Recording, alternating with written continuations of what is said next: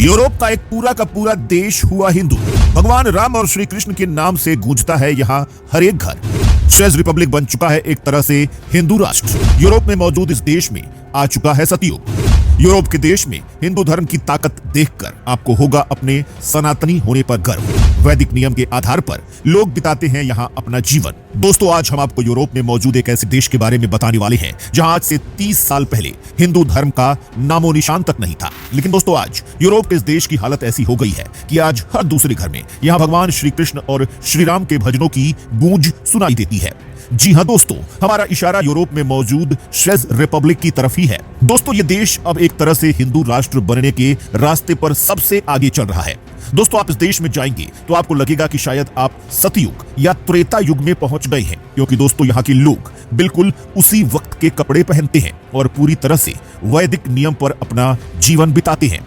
दोस्तों, जहां पूरा यूरोप मांस खाता है, वहीं इस देश के लोग मांस और दारू को हाथ भी नहीं लगाते हैं। और तो और दोस्तों, इस देश में गाय माता की सेवा की जाती है और पूरी तरह से शाकाहारी रहकर यह लोग भगवान श्री कृष्ण की भक्ति में डूबे रहते हैं।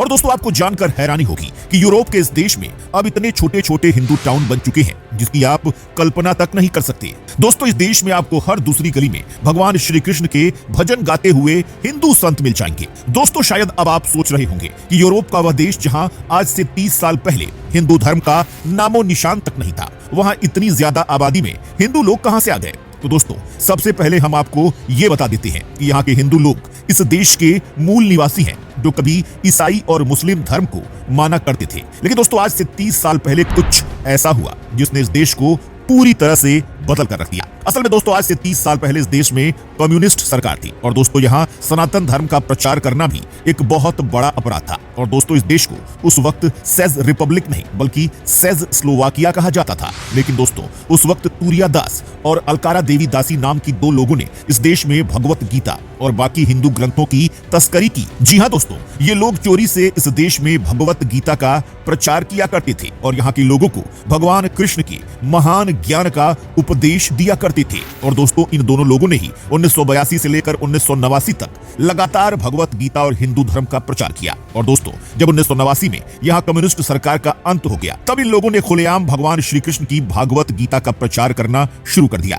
और दोस्तों, उसके बाद हजारों की संख्या में इस देश के लोग हिंदू धर्म में आ गए और उन्होंने सनातन धर्म और वैदिक जीवन को अपनाने का फैसला ले लिया। और दोस्तों, तब से लेकर आज तक 30 साल बीत चुके हैं और यूरोप के इस देश में जैसे भगवा क्रांति आ चुकी है और यहाँ के ज्यादातर लोग भगवा रंग में रंग चुके हैं। दोस्तों, आपको जानकर हैरानी होगी कि जहां यूरोप के बाकी देशों में शराब, नशा और जुआ आम बात है, वहीं इस देश में सनातन धर्म के चलते लोग सात्विक जीवन बिताते हैं। और दोस्तों, फिलहाल सनातन धर्म का प्रचार करने और इस देश में सनातन धर्म को सबसे ज्यादा मजबूत करने का श्रेय जाता है भक्ति विकास स्वामी जी को।